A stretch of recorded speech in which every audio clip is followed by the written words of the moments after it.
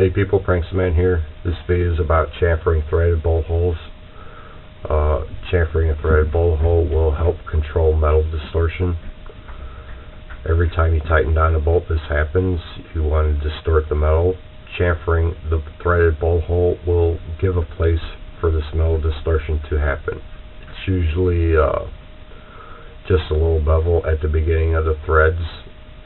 Another reason why you would do this, to help start the bolt. It will help prevent cross threading, but this video is mainly about the distortion part.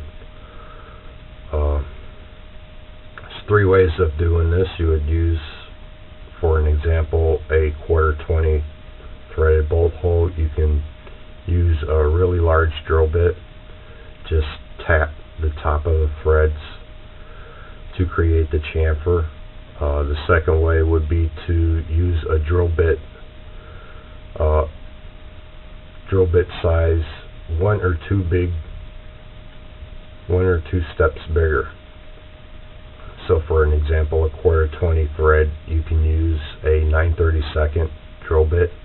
You don't want to use a 5/16 drill bit. That would be the next bolt size bigger. There's a difference here. You want to use the drill bit size, not the bolt size. So a 1/4-20 thread, one or two drill bit sizes bigger would be a 9/32, depending on how good your drill bit set is. And the third way of chamfering the bolt hole would be to using the correct tool. The correct tool would be a chamfering tool, and I'll show you what it looks like. It's looks like a drill bit. This angle is at a specific angle. It's at 90 degrees, 45 and 45. If you look at the openings on the chamfering tool, these are called flutes. This gives the metal a way out when you're drilling into the part. Close up. That's a 5 flute because it has 5 openings. You can buy these at a tool store where you can get it with a single flute. Pretty much the more flutes you have, the more chance this part has chattering when you're drilling. Chattering is when you're drilling and it wants to bounce on the metal, which creates waves in your cut. You don't want to do that. It's not a smooth surface. Smooth surfaces are always stronger. So if you're using a chamfering tool that has more than ideal flutes, you want to go real slow and lubricate it with oil. You can also use a hand crank, which would be the best method of doing this. So I'll give examples of doing all three of them. When I mentioned the first example, which would be a really large drill bit, a 1/2-inch drill bit would pretty much cover any threaded bolt hole size, because the head of the drill bit is going to be bigger.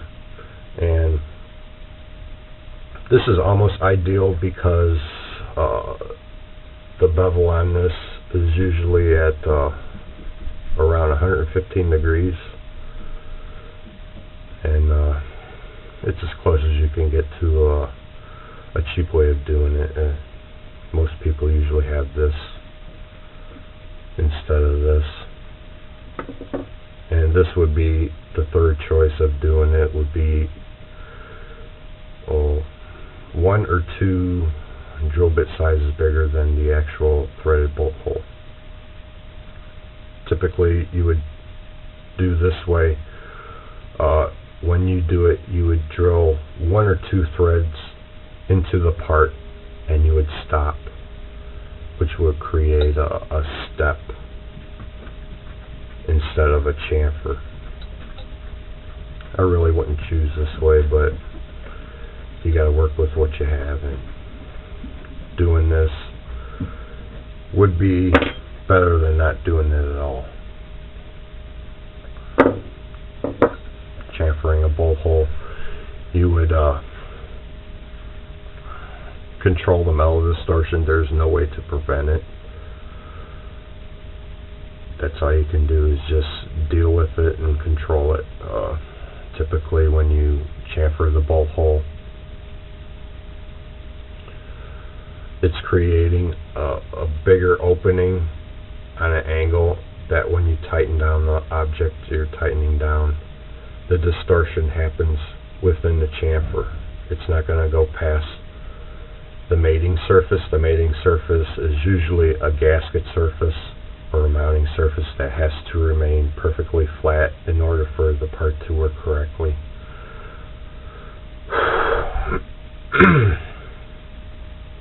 So let's get started. I'll show you examples of all three. I'll be doing this on the mini bike engine. I got it all set up. So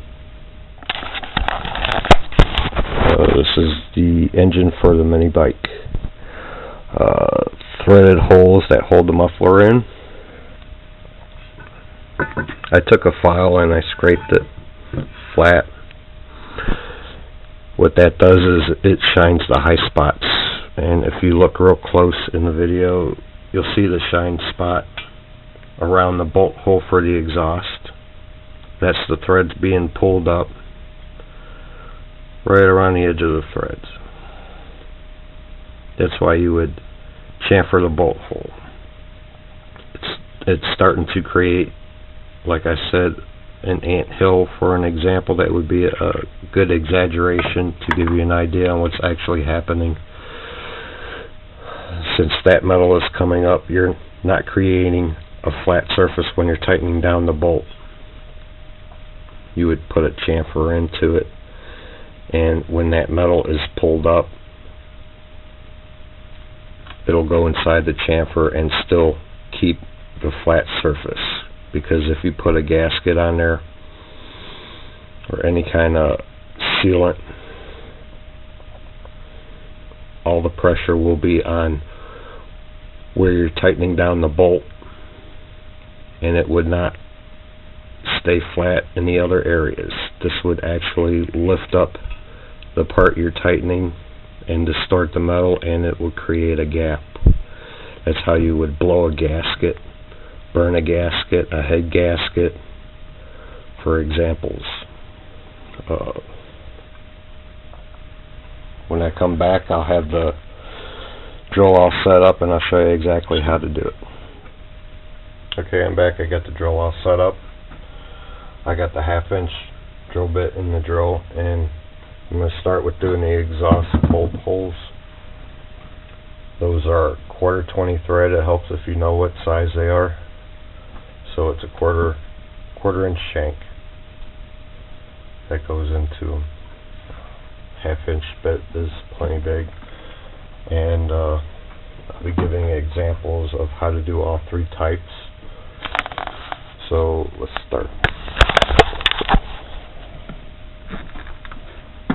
Make sure it's in the vise. Don't want it moving around. Should have thought of that before.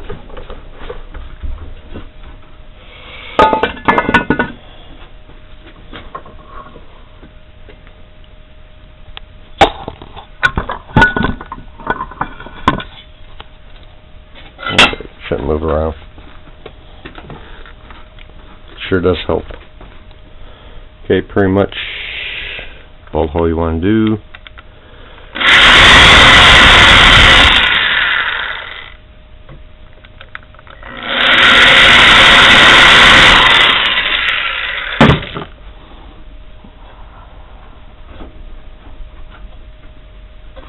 That's all that's involved in chamfering them. You got a bevel in the bolt hole for when you tighten down the bolt, the metal has a place to go. You don't want to go too deep because that is a sealing surface. If you go too big, the gasket would probably fail in that area. So when we come back, I'll have the drill bit set up for the intake bolts, which is this bit, and I'll show you the second method of doing it. Okay, I'm back. I got the drill bit in to do the intake bolt holes. This bit is 9/32, and these are 1/4 inch threads. What I'm going to do is I'm going to drill into the threads. I'm going to take 1 or 2 threads out of it.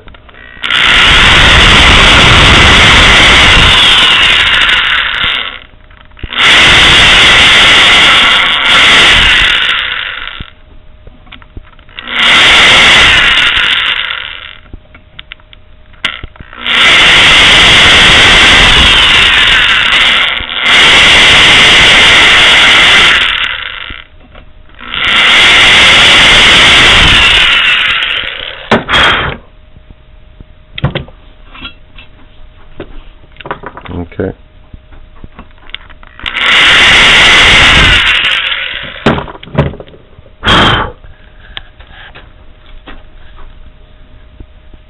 That's how you do the second method. Get a good picture. There we go.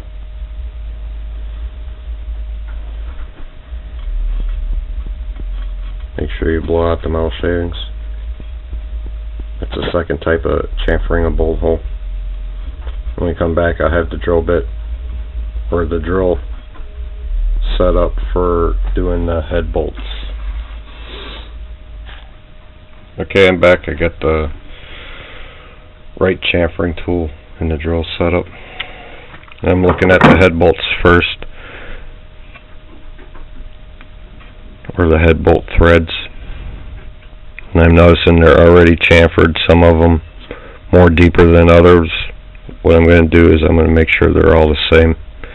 This one and this one looks like they're barely chamfered. This one's kinda, along with this one, but this one, these 3 seem to be at the right depth. This one doesn't even look like it's chamfered. Get a picture of them. This one's really not chamfered.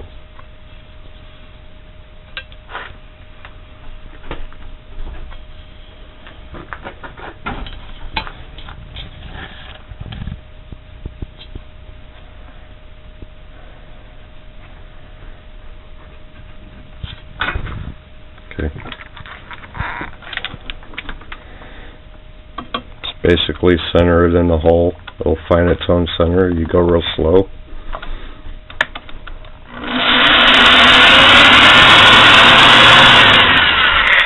Check it.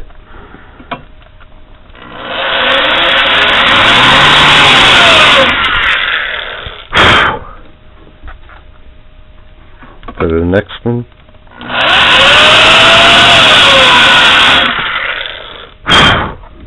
Too much on that one, but it'll still work.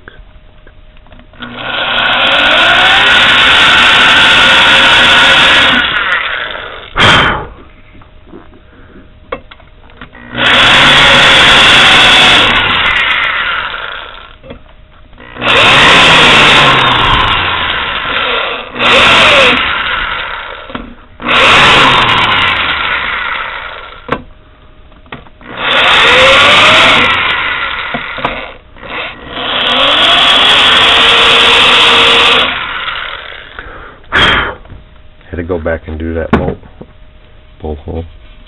Okay, now chamfers are all done. Let's look at it real quick. Notice they're all the same size. You'll see where the gasket is pressed into the head, to the block. The chamfer doesn't take away the gasket surface. Okay, now the chamfers are done. What's going to happen is when you tighten down the bolt, the metal's going to want to come up, but it's going to come up inside the chamfer, and since the chamfer is deeper than the gasket surface, it'll stay within the chamfer. It won't go past the gasket area, which would mean that when the bolts tighten, and you're going to have constant pressure from one bolt hole to the span to the next bolt hole. The gasket will have even pressure all the way across.